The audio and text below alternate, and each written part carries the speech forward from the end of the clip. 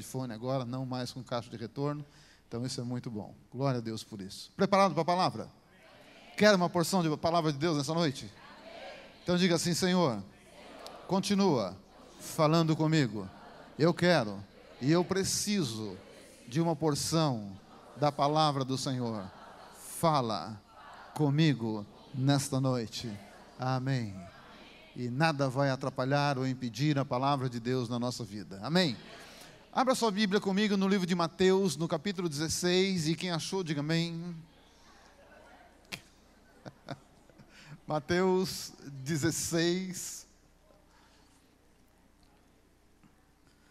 Glória a Deus. Mateus 16. Eu quero conversar um pouco com você nessa noite a respeito da palavra de Deus e também pensar um pouco sobre o poder da influência. Como a influência tem poder sobre a vida das pessoas, sobre nós. Às vezes influência de outras pessoas, às vezes influência de uma circunstância, de uma situação ou até de algum lugar. Nós sofremos o poder da influência. E se nós não tomarmos cuidado, nós seremos influenciados. E, na grande maioria, por coisas que não convêm. Quando eu sou e você é influenciado por uma coisa boa, uma coisa que vai dar um bom resultado, amém, isso é muito bom. Mas quando somos influenciados por coisas ruins, isto é muito mal. Então eu quero pensar com você sobre isso, tá? Mateus, no capítulo 16, versículo 13, nós vamos ler até o 20. Mateus 16, do 13 ao 20, a tradução da minha Bíblia, ela diz assim: indo Jesus para as bandas de Cesareia de Filipe, perguntou aos seus discípulos: que diz o povo ser o Filho do Homem? Diga comigo, Filho do Homem. E eles responderam: uns dizem que é João Batista, outros Elias, outros Jeremias e também algum profeta. Mas vós, continuou ele, quem dizeis que eu sou? Respondendo Simão Pedro, diga comigo, Simão Pedro, disse: tu és o Cristo, o Filho do Deus vivo. Então Jesus lhe afirmou: bem-aventurado és, diga comigo, Simão Barjonas, porque não foi carne e sangue que te revelou, mas meu Pai que está nos céus. Também eu te digo que tu és Pedro, diga Pedro, e sobre esta pedra edificarei a minha igreja, e as portas do inferno não prevalecerão contra ela. Dar-te-ei as chaves do reino dos céus. O que ligares na terra terá sido ligado nos céus, o que desligares na terra terá sido desligado nos céus. Então advertiu aos discípulos de que a ninguém dissesse ser ele o Cristo. Até aí só, querido, olha para cá. Eu quero pensar com você no contexto que Jesus falou isto, o contexto de vida dos discípulos de Jesus e o contexto de vida do povo de Deus naquela época. Porque nessa época aqui, em que Jesus estava reunido com os seus discípulos, você prestou bem atenção, aqui não era uma reunião para uma multidão, era uma reunião só com os discípulos. Jesus reunia de tempo em tempo com os seus discípulos, essa reunião foi uma delas. E qual era o contexto de vida deles? Quem era o povo de Deus nessa época? Nessa época o povo de Deus era o povo judeu. Deus chama Abraão e através de Abraão Deus começa um povo para ele, onde através desse povo ele se manifesta a humanidade. Porque até então a humanidade estava distante de Deus, mas agora Deus começa a se dar a conhecer novamente pelo ser humano. E através de um povo que ele formou, o povo judeu. Só que o povo judeu, nessa época em que Jesus veio à terra, qual era a condição de vida deles? Você acha que o povo de Deus, povo judeu, tinha liberdade para ser um judeu? Você acha que o povo judeu tinha liberdade para crer em um Deus? Você acha que o povo judeu tinha liberdade para trabalhar livremente? Ele tinha a favor dele as leis? Não, ele não tinha nada. Porque o tempo que eles estavam vivendo era um tempo em que o Império Romano dominava. A força militar do Império Romano avançava e invadia terras, países e dominava todo mundo. E impunha a sua lei. Quer o povo goste ou não, não importa. É a lei do Império Romano que manda agora. Como é que nós vivemos na terra hoje, no nosso Brasil? Deixa eu te fazer uma pergunta. Você concorda com todas as leis que estão aqui no Brasil em vigência? Pouco importa o que você gosta ou não. É assim. Amém? Você vai perceber uma coisa, não existe diferença naquela época e dessa. O povo judeu era um povo escravizado, dominado pelo Império Romano, e era na marra. Do outro lado, o povo de Deus, o povo judeu, estava debaixo de um outro jugo, o Império Grego, a cultura grega. A cultura grega imperava naquela época. A mitologia, a cultura, a democracia, tudo que a Grécia acreditava, expandia pelo mundo afora. E eles invadiram o espaço do judeu, invadiram aquela terra. Agora, o judeu, ele é como nós na sua fé, eles acreditam em um Deus só. Nós acreditamos em um Deus só, na manifestação em 3 pessoas. O judeu acredita num Deus único, mas a cultura grega, eles têm milhares de deuses. E eles invadiram Israel. E eles impunham para o judeu isso, que um Deus só. Que é isso? Quer você goste ou não, os nossos deuses estão aí. E em todo o território de Israel, eles impunham a cultura dos deuses deles. Tanto que o Novo Testamento tem muita coisa que foi influenciado pela cultura grega. Hoje, você acredita em Jesus, não acredita? Sim ou não? Você acredita em Deus Pai? Você acredita no Deus Espírito Santo? Mas existem tantas outras pessoas que acreditam em tantos outros deuses. É muito semelhante àquela época. Onde você trabalha, onde você mora, no bairro, e muitas vezes dentro da sua própria família, quantos deuses existem? Esse era o tempo deles. Esse é o nosso tempo. Você acha que nessa época que Jesus estava na terra, a economia de Israel ia bem? Você acha que para o judeu estava tudo tranquilo? Eles estavam trabalhando e ganhando muito dinheiro? Você acha isso? Lê do engano se você pensa que era. Eles estavam debaixo do Império Romano. E o Império Romano cobrava e cobrava caro o imposto. E quer goste ou não, paga. E fica quieto, senão morre. E se você fala muito, que não vai pagar, e falar muito no seu Deus, você vai ser a luz da nossa rua. Porque nós vamos te crucificar e tocar fogo em você. Era assim. A palavra caos, ela não só é uma palavra, como ela significa algo muito forte, muito ruim. Mas eu quero dizer algo a você, querido. O caos é necessário. Oi? Ninguém quer o caos. Ninguém gosta do caos. Mas depois do que eu vou falar, você vai continuar me amando. O caos é necessário. Porque nós, humanos, nós só conseguimos aprender na dificuldade e na luta. Como é difícil aprender com sabedoria. O sábio é aquele que ouve, pratica e aprende. Desculpe, o medíocre, o tolo, passa para aprender. E às vezes nós somos assim. Eu não estou falando de você não. Nós, eu também sou assim. Quantas vezes só apanhando para aprender. E o caos, querido irmão, acontece e tem que acontecer. Se não houvesse o caos, a família de Noé não seria salva. Deus não recomeçaria a humanidade.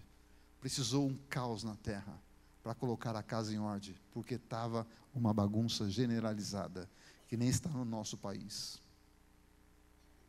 É preciso acontecer o que está acontecendo aqui? É. Para poder ser colocado em ordem as coisas. Foi preciso o caos de 40 anos no deserto, para poder entrar numa terra nova, numa terra que emana leite e mel. Mas no deserto, o caos da murmuração, o caos da infidelidade, teve que ficar no deserto. O caos da incredulidade teve que ficar no deserto. Infelizmente ele é necessário. Mas eu não vou temer o caos. Eu não vou temer. A partir do momento que eu começo a entender o projeto de Jesus, e por que ele veio no meio do caos, quando o povo de Deus estava no caos, por que ele veio ali? Existem muitas coisas, mas eu quero pensar com você, baseado no texto que nós acabamos de ler. Jesus reúne os seus discípulos, e vai para um lugar chamado Cesareia de Filipe. Pode ver o primeiro versículo que está aí. Por que Jesus reúne os discípulos e leva esses discípulos para Cesareia de Filipe? Filipe é o nome de um filho de um imperador romano que depois se torna imperador. Então esse lugar foi dado a ele como honra ter o nome desse lugar, Cesareia de Filipe. Sabe onde era esse lugar? Era o lugar mais precioso para o judeu. Sabe por quê? Por favor, dá para colocar aquela imagem, a foto? Dá uma olhada aqui. Aqui é Cesareia de Filipe. Aqui é o Monte Hermon. O Monte Hermon, querido irmão, é um monte enorme, muito grande. Muito grande. Aqui, ó, você está vendo uma caverna. Cadê? Volta para mim, filho. Você me pegou nessa. Aqui, ó, você está vendo uma caverna. Quando sobe esse monte, a gente pode ir até um pedaço só, é enorme esse monte. Existem várias cavernas como essa, algumas menores. Não sei se você consegue enxergar isso aqui, ó. Dá para ver? O que é isso aqui? Isso é talhado na pedra, um lugar onde as pessoas colocavam os seus deuses ali.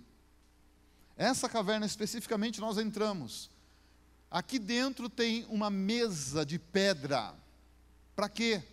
Onde era oferecido o sacrifício humano. Muitas crianças foram sacrificadas ali. Esse Monte Hermon, ele provavelmente é o maior monte de Israel.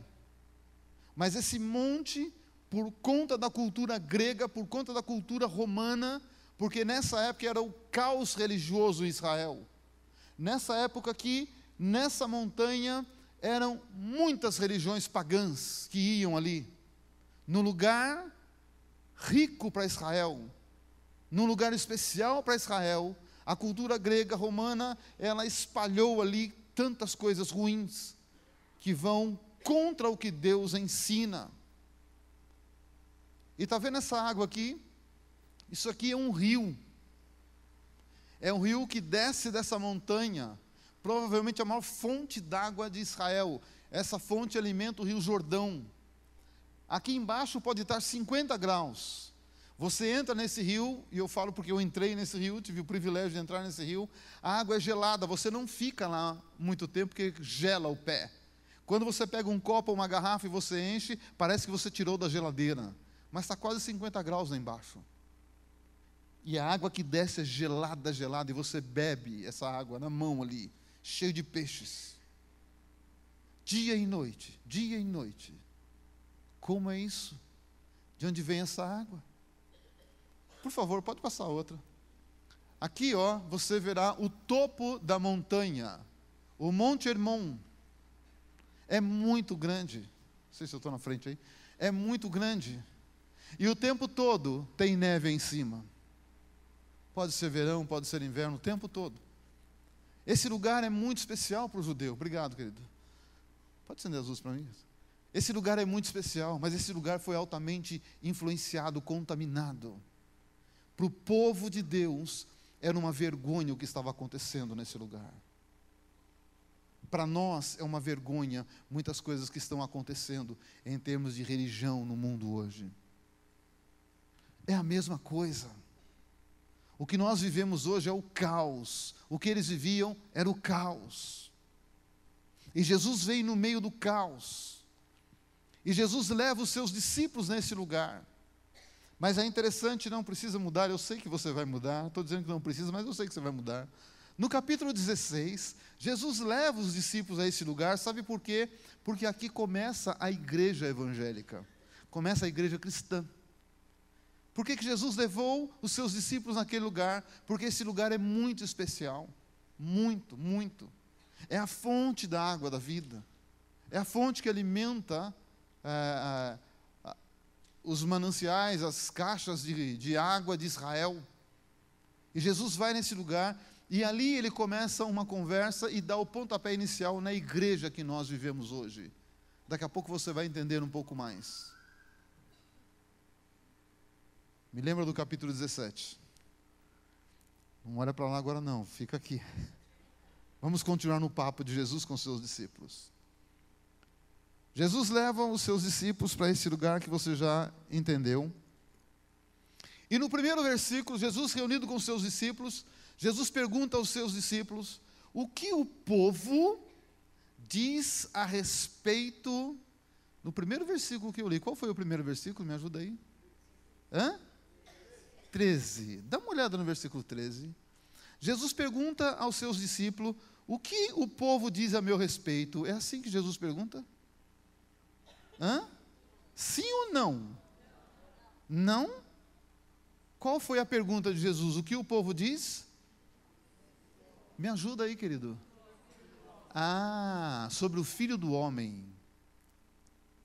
Jesus pergunta aos seus discípulos, o que as pessoas falam com relação ao Filho do Homem? Se eu pergunto para você isso, ou se Jesus perguntasse, fica meio sem sentido. É ou não é? Fica meio sem sentido para os discípulos de Jesus, não era sem sentido. Quando Jesus pergunta o que as pessoas pensam a respeito do Filho do Homem, os discípulos de Jesus entenderam claramente duas coisas. Porque a palavra Filho do Homem traz com ela duas coisas importantes. A primeira, Filho do Homem, é aquele que tem compromisso com a humanidade. É aquele que está comprometido com a humanidade. Não está comprometido com alguma coisa. Não está comprometido com um determinado grupo. Ele está comprometido com a humanidade. Porque ele é filho de um humano, ele também é humano. Os discípulos entenderam claramente. Ele está perguntando a respeito dele. Que é Deus, se fez humano, para ter compromisso com a humanidade, com toda a humanidade. Jesus não veio para o pobre, Jesus não veio para o rico, Jesus não veio para o branco, para o negro, para o amarelo, Jesus veio para todos. Todos. Tem compromisso com a humanidade. A segunda coisa que os discípulos entenderam claramente, com relação à pergunta, Filho do Homem traz com ele a ideia. Ele tem novidade, ele tem projeto novo, ele vai implantar alguma coisa nova, porque todas as vezes que nasce uma criança numa família, é uma novidade chegando, é uma esperança chegando, é algo novo chegando, é o futuro chegando. Então, quando Jesus pergunta aos seus discípulos, o que as pessoas dizem a respeito do Filho do Homem, eles entenderam claramente. E aí vem a resposta. No versículo seguinte, você vê a resposta dos discípulos. Uns dizem que ele é Jeremias, outros dizem que é Isaías, ou um profeta. E tem até uma turma que diz que ele é João Batista. Sabe o que eles estavam falando para Jesus?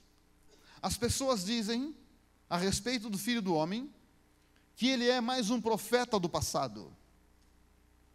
Como nós tivemos tantos profetas no passado, eles estão dizendo que o Senhor é mais um profeta do passado, que veio e profetizou, veio e profetizou, veio e profetizou. E outros dizem que o Senhor é um profeta bem atual. João Batista era daquela época. Alguns dizem que o Senhor é o profeta de hoje. E Jesus pensou com ele, essas pessoas não entendem nada a respeito do Filho do Homem. E aí Jesus muda e diz aos seus discípulos, e vocês? E vocês? Olha como Jesus muda a pergunta. Jesus diz, o que vocês pensam a meu respeito? Pode olhar, Jesus não fala mais a respeito do Filho do Homem. Dá uma olhada agora no versículo 15. Como é a pergunta? Por que Jesus não falou mais Filho do Homem? Jesus diz, tudo bem, essa é a opinião das pessoas, e vocês? E vocês? Já que nós estamos num papo bem íntimo, e vocês? E aí, quem é que se antecipa para responder? Simão Pedro, diga comigo, Simão Pedro.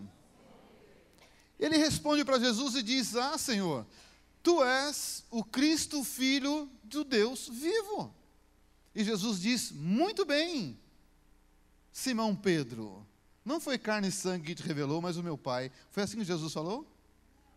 Foi ou não? Me ajuda aí. Lê na Bíblia. Se eu errar, você não pode acreditar se eu te falar uma informação errada. Lê direito. Peraí, vamos lá. Dá uma olhada agora no versículo 17. Quando Jesus vai falar da resposta de Simão Pedro, ele chama ele de Simão Pedro? Ah, não? Como ele chama então? Simão? Por que Jesus chama Pedro de Simão Barjonas agora? Mas vamos pensar antes do Barjonas. Por que Simão? Você sabe o significado do nome Simão? Simão significa homem que vacila. No português, vacilão. Se Jesus falasse português e não hebraico, aramaico, Jesus ia falar vacilão. Seu vacilão. E Barjonas, no termo exato da palavra Barjonas, significa filho de Joná. Não é nem filho de Jonas, é filho de Jona. Porque Jona em hebraico é o nome de homem, é nome masculino. E na sua raiz é Jona. Depois nas traduções vem para Jonas, que para nós soa mais fácil, mais suave, mais sei lá o quê. Mas Jesus olha para ele e vamos lá, como se Jesus falasse português: ô vacilão, filho de Jona, filho de um homem terreno, não foi carne e sangue que te revelou, foi meu Pai. Mas agora Jesus olha para ele de novo, e Jesus não chama de Simão Barjonas. Jesus, pode olhar no versículo seguinte, Jesus aponta para ele e diz o quê? Tu és? Opa, Jesus muda tudo. É que Jesus sabe a influência, o poder da influência. Aquele homem carregava junto consigo um conceito, e todo mundo sabia esse conceito: você é um vacilão, cara. Você, quem é pai aqui ou mãe? Deixa eu ver. Quem é um futuro papai e uma futura mamãe? Você que já é pai e mãe, você colocou no nome do seu filho, quem tem filho, você colocou Judas? Se você tiver um outro filho, você colocará Judas? Você que vai ter um filho, vai colocar o nome de Judas? Por que não? Qual o problema desse nome? Sabia que Jesus tinha um irmão que chamava Judas? Por que você não coloca Judas? Porque esse nome traz algo. Há um poder de influência nesse nome, ninguém quer esse nome. E quando as pessoas falavam Simão, trazia uma influência. Vacilão, hein? E agora Jesus olha para ele e diz: tu és Pedro. Porque Jesus muda o nome dele, sabe por quê? Porque Pedro significa pequena pedra, pequena rocha. Jesus diz: a partir de agora, se você entender o meu projeto, eu te chamo para o meu projeto. Eu te chamo para ganhar um novo tempo na sua vida. Você não será mais um vacilão. Você será uma pequena rocha na sua fé, no seu jeito de ser, na sua maneira de crer. Você vai ser uma pequena rocha. Sabe por quê? Porque sobre esta rocha, Jesus falando, tá? Sobre essa rocha que era Jesus, eu vou edificar na minha igreja. E quero dizer mais a você: as portas do inferno não prevalecerão contra ela. Mas aí vem algo maravilhoso que nós precisamos entender, querido irmão. Pai, no nome de Jesus, nos dá entendimento disto. Querido, eu ontem coloquei no Face uma foto da igreja e coloquei ali: muitas pessoas estão frequentando as igrejas hoje. E graças a Deus por isso, isso é muito bom. Todo pastor fica feliz com isso. Nós estamos vindo dos Estados Unidos agora, a igreja lá também está cheia. Várias igrejas. Mas, querido, será que nós estamos entendendo o que é igreja? Será que é importante somente eu frequentar uma igreja? Eu ter uma igreja? Eu ter uma religião? Eu simplesmente participar de uma igreja? Será que era esse o projeto de Jesus? Não. Não. O projeto de Jesus para um cristão, a palavra cristão, diga comigo, cristão, significa pequeno Cristo. O projeto de Jesus com relação à igreja para o cristão é ele ser igreja. Não é frequentar somente uma igreja, não é participar das reuniões de uma igreja, mas é ser igreja. Ser igreja. Essa era a proposta de Jesus, foi por isso que Jesus falou para Simão, olha, agora eu mudo o seu nome, porque você vai entender o meu projeto. Você não vai ser uma pessoa que vai ficar só encostada em mim, que vai frequentar as minhas reuniões, que vai ouvir as minhas mensagens, que vai louvar a Deus comigo, não. Você vai ser um pequeno Cristo, você vai ser igreja. Porque a partir de agora, você não tem só um pai terreno, que é Bar-Jonas, você tem um pai celestial. Então eu mudo o seu nome, porque eu injeto fé em você, eu injeto em você um novo estilo de vida, e para isso você ganha um novo pai. Esse é o projeto, é isso que Jesus ensinou. E tanto isso é verdade que no capítulo 17, ali na frente, você vê Jesus indo para o mesmo monte. Jesus vai no Monte Hermon, o Monte da Transfiguração. E Jesus agora não leva todos os discípulos, Jesus leva somente 3, Pedro, Tiago e João. Pedro estava lá. E nesse monte Jesus se transforma, o corpo dele brilha, o corpo dele não é mais somente um corpo humano. Os 3 ficam maravilhados com aquilo. Como pode ser isto? E ao mesmo tempo que o corpo de Jesus é transformado, de um lado está Elias, de outro está Moisés, e Jesus conversa com os dois. Com os dois. Tanto que Pedro diz, Senhor, vamos fazer 3 cabaninhas aqui, uma para o Senhor, uma para Moisés, outra para Elias, e vamos ficar aqui mesmo. Ele nem se preocupou com ele, com o Tiago e com o João. Aí Deus vem e fala, não. O projeto não é ficar aqui, o projeto é sair, e vocês vão sair. E vocês vão ouvir dele, aprender, e vocês vão fazer o que ele fala. Esse é o projeto, é ser. Quando Paulo, está tudo bem aí, irmãos, estão me fazendo entender? Quem está entendendo, dá um glória a Deus bem alto aí. Quando Paulo ensina a respeito do corpo de Cristo, ali Paulo estava ensinando o que é igreja de verdade, o que é ser igreja, não frequentar igreja. Eu creio que a maior dificuldade das igrejas é não entendermos que nós somos igreja e não frequentadores de igreja. Porque quando Paulo compara a igreja com o corpo, ele está falando que nós somos o corpo de Cristo nessa terra. A partir do momento que eu entendo que eu sou o corpo, parte do corpo, e não somente um frequentador do corpo, você é você mesmo? Oi? Você é você? É? Ou você frequenta o seu corpo? Oi, olha para cá, eu quero que você entenda isso. Você é você ou você frequenta o seu corpo? De vez em quando você sai e vai dar uma voltinha por aí. Não? Você está todo dia, todos os dias em você? Porque você é o corpo. Se você der uma saidinha, você não volta mais, já era, filho. Você foi para a terra do pé junto. Porque o dia que você, o seu espírito verdadeiro, a sua alma deixar o corpo, você morreu. É ou não é? Entendeu isso? Esse é o chamado de Jesus para mim e para você, ser igreja. E não participar da igreja, entender o que é ser corpo. Você tem 2 mãos? Tem? Faz um tchauzinho para Jesus aí, ele está te vendo. Quem sabe ele libera a bênção que você precisa. Você está com os 2 pés aí? É, dá. As 2 orelhas também estão aí. Isso que eu falei faz parte do seu corpo? A sua boca também está aí? Ser igreja, irmão, é entender o que é ser igreja. É saber o que é ser corpo. O seu corpo um dia, a sua boca se reúne com a sua mão. Oi, tudo bem?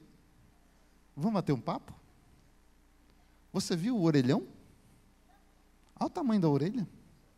Que orelhão. Escuta tudo. Quer saber de tudo. Você entendeu? O que é ser corpo? Alguma vez, algum membro do seu corpo se reúne com outro para falar mal do outro?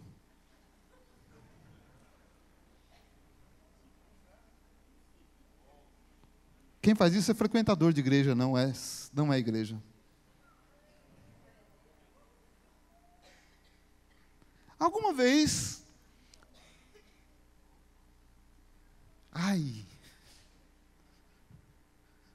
os seus olhos viram alguma coisa? E ele mandou uma mensagem para o servo e diz: olha, fala para a mão pegar um facão, porque esse pé pisou na lama, corta ele. Você faz isso com o seu pé? Seu corpo faz isso? Você está entendendo o que é ser e ser um frequentador somente? Ou você quer que eu desenhe? Queridos, nós precisamos deixar de simplesmente frequentar igrejas, ouvir mensagens e mais mensagens, faz curso aqui, curso ali. De que adianta tudo isto, se nós não entendemos o que é ser igreja? Eu posso ser pós-graduado em tanto curso,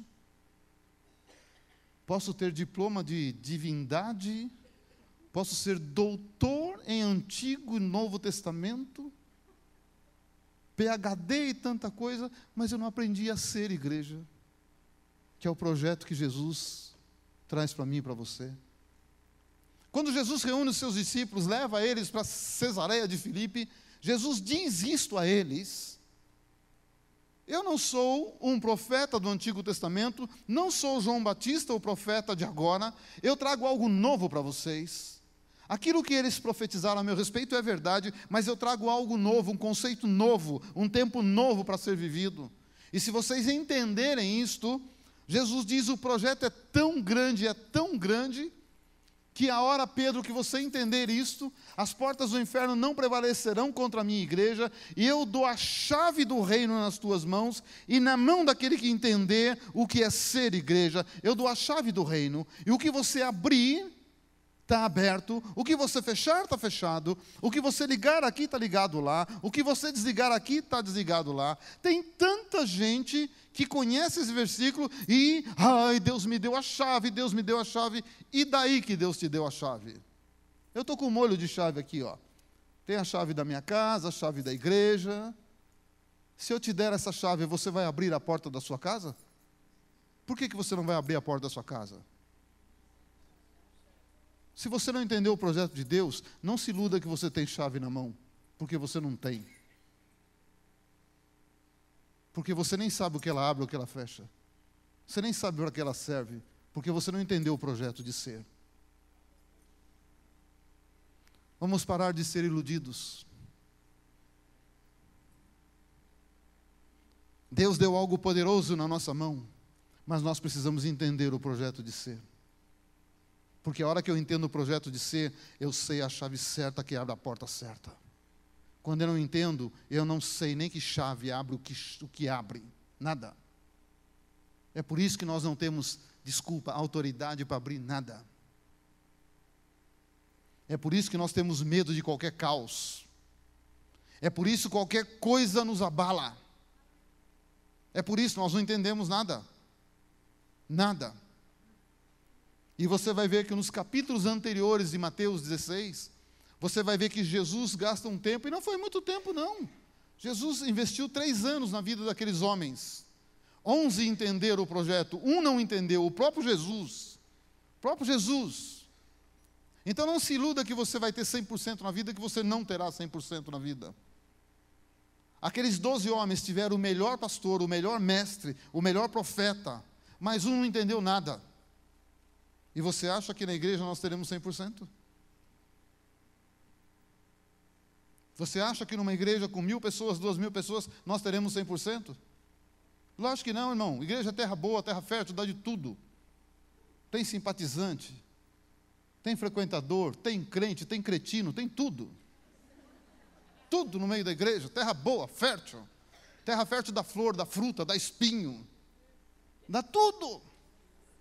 Mas o que eu preciso entender qual é o chamado de Deus para mim.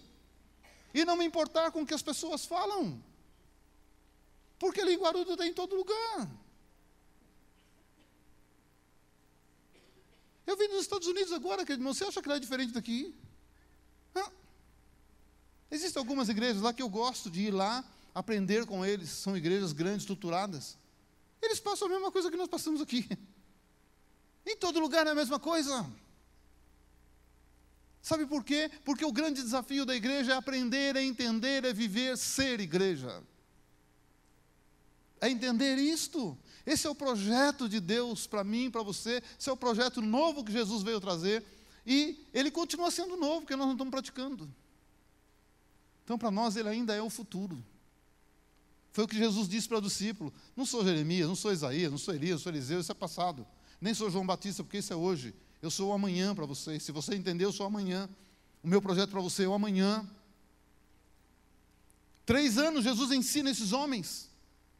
3 anos. 3 anos foram suficientes para 11 entenderem e viverem aquilo. Um não entendeu e não viveu. Jesus, querido irmão, ele é tão presente, foi ele que te chamou, não foi você que escolheu ele. Você está aqui por causa dele, foi ele que te trouxe para cá. Foi ele que te colocou no mundo hoje. Você pensa, mas eu vivo no meio do caos. Foi ele que te colocou aqui no meio do caos, porque ele é Deus no meio do caos. Ele é Deus que restaura o caos. Ele é Deus que usa o caos para nos ensinar o que é colocar em ordem as coisas. É aí que ele age, é aí que ele nos ensina. 3 anos, Jesus foi um dia no trabalho de Pedro. Irmão, Pedro não era um pescador comum. Pedro era um bom pescador. Pedro naquela época, agora é sério isso, ele tinha uma empresa de pesca, sim. Ele tinha muitos amigos, muitas pessoas, que eles criaram uma associação e trabalhavam assim. Tanto que na multiplicação, na pesca, ele chamou os amigos, ajuda aqui. Um dia ele foi lá no trabalho de Pedro, e ele sabia do trabalho de Pedro, e de manhã ele diz a Pedro o seguinte: Pedro, pega a sua rede e lança a sua rede naquele lugar. A resposta de Pedro para ele foi muito interessante: Senhor, nós trabalhamos a noite inteira e nós não pegamos nada, mas segundo a tua palavra eu vou lançar a rede, onde eu já lancei, eu vou lançar novamente. Querido irmão, isso significa que aquele povo também vivia o caos financeiro, o caos econômico, o caos no trabalho. Tinha dia que não rendia nada. Mas Jesus entrou lá e diz: Pedro, aquieta o teu coração, no meio do caos, eu estou aqui e eu te ensino como você vai ganhar o sustento da sua vida. Aquieta o seu coração, eu te dou a direção. Jesus estava ensinando a Pedro o que era ser uma igreja, ser um cristão de verdade. Outro dia Jesus foi na casa de Pedro, visitar a família de Pedro. E ali, quando Jesus chega, a sogra dele está doente. Jesus cura a sogra dele. Os maldosos dizem que por isso que ele negou Jesus, né? Mas isso é maldade do povo. Porque sogra, eu amo a minha sogra. Você ama a sua sogra? Ama quando ela está perto ou quando está longe? Os dois.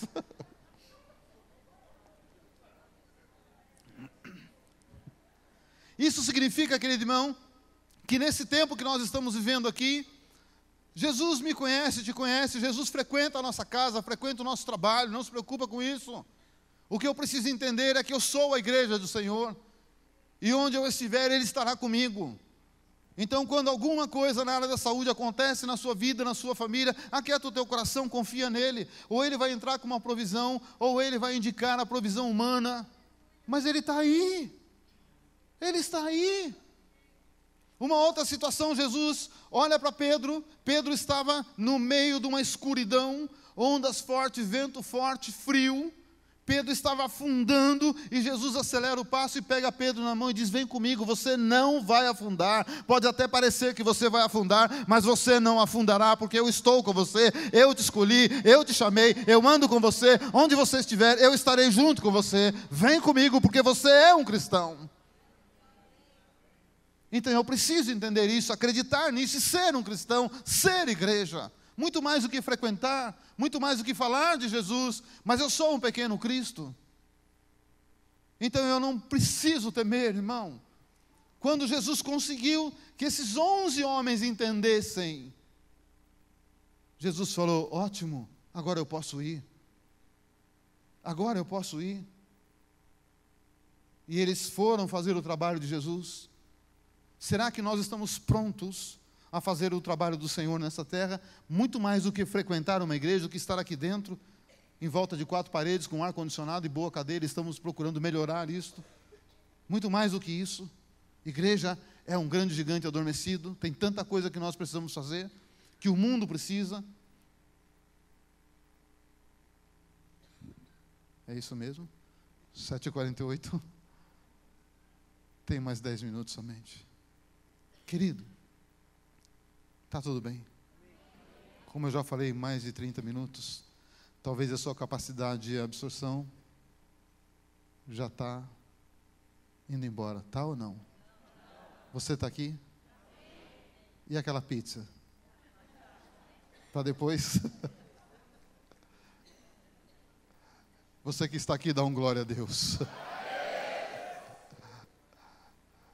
Você que continua aqui, dá um amém. Você que está com fome, diga: Senhor. Ah.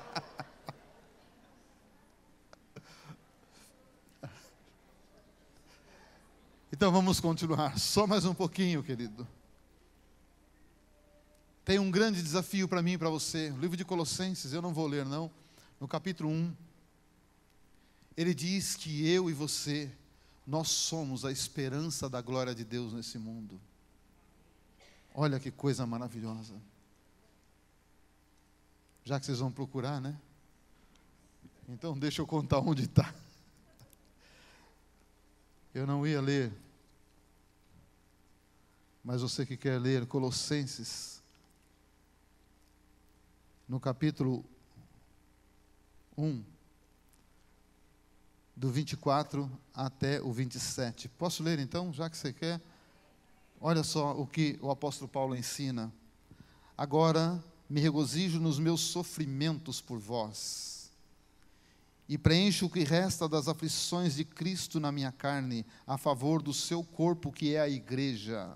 Olha Paulo falando da igreja como corpo, da qual me tornei ministro de acordo com a dispensação da parte de Deus, que me foi confiada a vosso favor, para dar pleno cumprimento da palavra de Deus. O mistério, olha só, querido irmão, versículo 26 começa a revelação do mistério.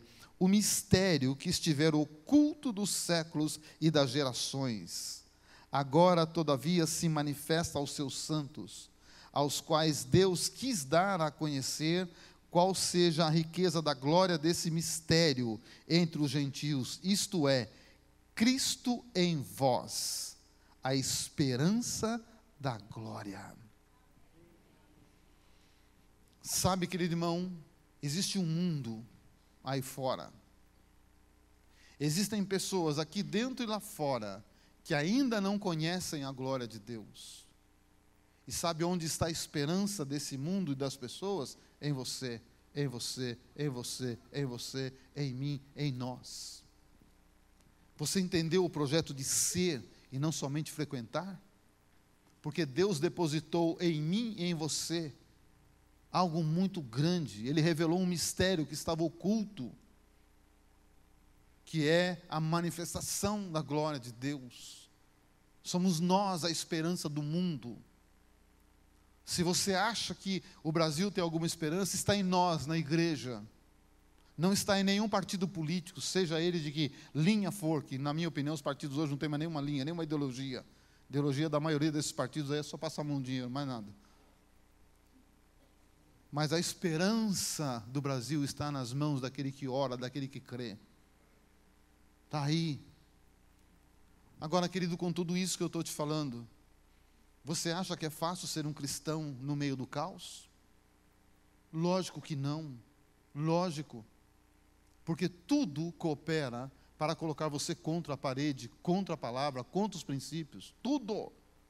É onde você trabalha, é onde você mora, e às vezes no meio da família. Tudo coopera para isso, tudo. Não é fácil.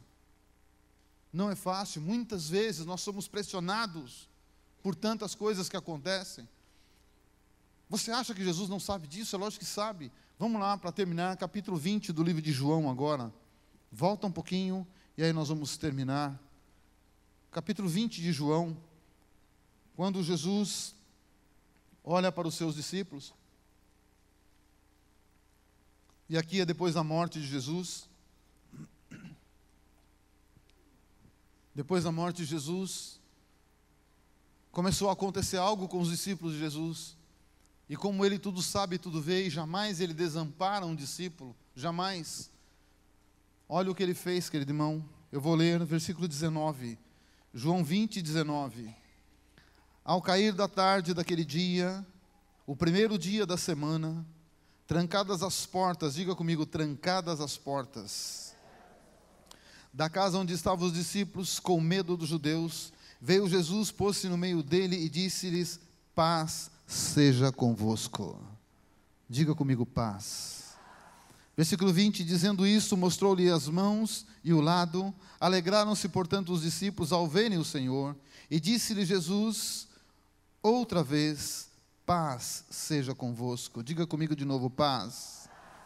Assim como meu Pai me enviou, eu também vos envio. E havendo dito isto, soprou sobre eles e disse: recebei o Espírito Santo. Olha para cá, querido. Jesus confia em você. Esta é a verdade. Foi por isso que Ele te chamou. Jesus te conhece, me conhece. Jesus sabe das nossas limitações.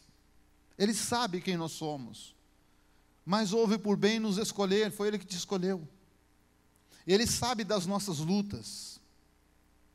E quando a luta vem, uma coisa que acontece com o ser humano é trancar portas. Quando o medo veio nos discípulos de Jesus, aqueles que andavam lado a lado com Jesus, quando Jesus parte, morre e acontece toda aquela situação, eles se trancam numa casa, trancam todas as portas. Quando nós estamos vivendo algum tipo de caos, é normal nos trancarmos. É normal trancar. Hoje você não tranca a porta da casa por esse tipo de problema. Mas quando acontece alguma coisa, um caos na nossa vida, nós trancamos a porta do nosso coração. E como é difícil entrar esperança num coração trancado. Como é difícil entrar fé num coração trancado. Como é difícil entrar amor num coração trancado. Como é difícil entrar bom senso num coração trancado. Porque já está trancado. É tão difícil isto. Mas é tão interessante. Para Jesus não adianta trancar a porta. Porque Ele entra a si mesmo. Estava tudo trancado, Ele entrou na casa onde os discípulos estavam. E Ele diz: paz seja convosco. E Ele mostra as mãos, e mostra o lado, e diz novamente: paz seja com todos vocês. E Ele diz algo tão tremendo, Ele diz assim: como o Pai me enviou, eu também envio vocês. Por isso eu vou começar a abrir a porta do seu coração, e tirar todo o medo do seu coração. Foi isso que Ele fez. Porque eles trancaram tudo, porque eles estavam com medo. Porque o caos estava instalado. A única esperança deles havia morrido. O caos se instala. Eles fecham tudo. Mas Jesus entra e diz: ei, eu estou aqui. Não pensa que eu morri. Não pensa que tudo acabou. Simplesmente está começando. Porque do jeito que o Pai me enviou, eu estou enviando vocês também. Hoje, querido irmão, no caos instalado, no mundo de hoje, não pensa que é só o Brasil não, querido. Não pensa nisto. Estamos com uma séria dificuldade, sim. Mas os países do primeiro mundo estão exatamente na mesma situação. Você acha que nos Estados Unidos está fácil? Não. A economia está em recuperação. Não significa que recuperou. Tem muita gente indo embora para lá. Da nossa igreja mesmo. Algumas famílias foram. Mas não pensa que está fácil, não. Não está. Lógico que as possibilidades são maiores, são. Mas também não está fácil. Essas 2 semanas ali, nós trabalhamos na igreja também. Mas alguns dias nós descansamos. O Walmart lá é um mercado muito grande. E o Walmart é considerado o supermercado dos pobres. Sempre foi lotado. Durante a semana, eu falei para a Janete, alguma coisa está errada, porque esse negócio está vazio. As lojas durante a semana, vazia. Olha para a Europa hoje, irmão. Fala para mim se existe segurança em algum país da Europa. Ah, mas aqui você sai na rua, você corre o risco de ser assaltado. E na Europa e nos Estados Unidos? O camarada está num grande aeroporto e explode uma bomba. Que segurança há no mundo hoje? Nenhuma. Significa o quê? O caos instalado novamente. Mas o desafio de Jesus é assim: como o Pai me enviou, eu também te envio no meio do caos. Mas para Jesus te enviar, Ele vai cuidar de você, não se preocupa. Entenda esse projeto de ser. E é interessante que nesse momento que Ele fala isso, Ele diz, vocês vão receber algo tremendo. Recebe o Espírito Santo. E eles receberam. E aquilo trouxe força, poder sobre eles. Eu queria hoje, nós temos alguns minutos para pensar nisso. Eu não sei o caos que você vive, e se você vive, talvez você nem esteja passando por nenhuma situação difícil que nós estamos chamando de caos. Se não tiver, glória a Deus, e que você não passe. Mas se você estiver passando alguma luta, um caos na sua vida, agora é hora de você aquietar o seu coração e saber que o Senhor te escolheu e te envia. Só que Ele não vai te enviar fraco e com medo. Ele vai te restaurar para te enviar. E entenda esse projeto de ser igreja, e não só um frequentador de igreja. Então eu queria ter alguns minutos para recebermos um sopro de Jesus. Eu não vou soprar sobre você, não. É o Senhor Jesus que vai soprar. Então nós vamos deixar esse espaço aqui à frente, ó, livre. Se você quiser vir aqui ajoelhar e receber um sopro do Senhor, um descanso do Senhor, um renovo do Senhor, está livre. Se você quiser ficar assentado no seu lugar, ajoelhar no seu lugar, fique à vontade. Pai, no nome de Jesus, nós somos a igreja do Senhor. Nós não somos simplesmente frequentadores de igreja, somos igreja. Pai, nesse tempo difícil, nesse tempo de caos, o Senhor nos envia, porque em nós está a esperança da glória do Senhor. Mas nós precisamos, nesse momento, da ministração do Teu Espírito. Ministra sobre nós nesse momento, Senhor. Em nome de Jesus. Pode vir para cá, não tenha vergonha. Não tenha vergonha. E você vai ouvir uma canção que talvez você já conheça essa canção, mas que no decorrer dessa canção você possa ser ministrado pelo Espírito Santo. Que o Espírito Santo possa ministrar sobre você. Que Ele possa soprar sobre você. Tenha esse tempo precioso. Você, meu irmão, você, minha irmã, você é a igreja. Você é a igreja. Espírito Santo, sopra sobre todos nós nesse momento. Sopra, Senhor. Sopra agora, como um sopro que rompe. Aqueles que precisam romper no meio da luta, sopra agora. Senhor, aqueles que precisam de um sopro de paz, sopra a Tua paz. Sopra a Tua paz. Senhor, aquele que precisa de um sopro profético, que dá a direção, que mostra o caminho do futuro, sopra profeticamente. Senhor, aqueles que precisam de um sopro de cura, sopra a cura sobre esse corpo agora. Sopra. Aquele que precisa do sopro de cura na alma, no coração, para tirar todo o medo, toda falta de esperança, todo o desânimo, sopra agora, Senhor, sopra. Senhor, sopra sobre nós, sopra sobre nós. Querido, tem um tempo agora, nós teremos um tempo para receber do Senhor agora.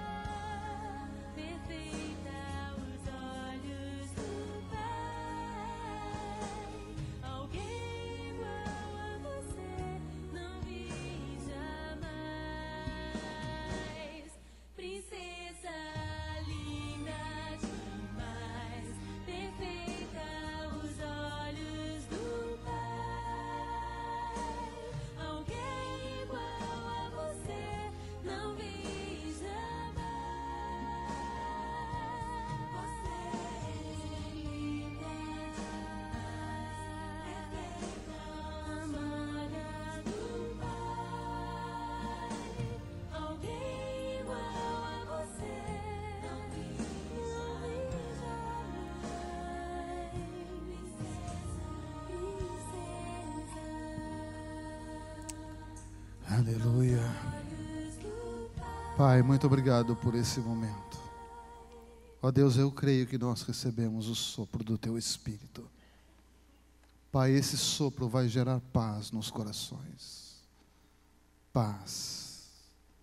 No meio ao caos, haverá paz. No nome de Jesus.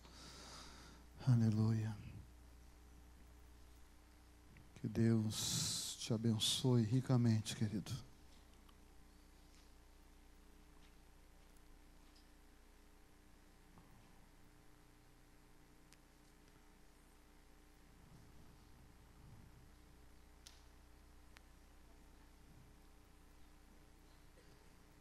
E eu quero que você entenda isso, que isso marque muito o seu coração nessa noite. Você é a esperança da glória de Deus nessa terra. Deus espera. E o importante na sua vida é você entender que você é a igreja. Que você não é um mero frequentador de igreja, de cultos. Você é parte do corpo. E como Deus enviou Jesus a essa terra, Jesus te envia a esse mundo. Existem pessoas que estão olhando para você. Eles esperam ver a glória de Deus em você. Porque eles não conhecem a glória de Deus. E só conhecerão a partir de você. A partir de mim, a partir de nós. Amém? Nós teremos agora, querido, o nosso momento. A nossa ceia hoje será um pouquinho diferente. Então eu quero que você entenda. Se nós continuarmos andando como igreja, entendendo esse projeto de Jesus, que é o projeto para o nosso futuro, ser igreja, entender a autoridade que Ele nos dá e pegar a chave certa, porque eu entendi, eu não estou iludido com uma chave que não vai abrir portas. Eu entendo que se eu for igreja, as portas do inferno não prevalecerão contra a minha vida, contra a igreja que eu sou, e também a autoridade que Ele dá a você e a mim para abrir portas. Esse é o projeto de Deus. Então, querido irmão, uma coisa que quando eu entendo que eu sou igreja, eu sou participante de todas as coisas da igreja, porque diz respeito a mim. Como eu disse a você, você não entra e sai do seu corpo, porque você é o seu corpo. E você atende às necessidades do seu corpo, ou não? Quem é que tomou café hoje aqui de manhã? E tomou um belo café? Amém? Senti firmeza nesse amém. Quem é que almoçou muito bem hoje? Quem é que tomou banho ontem?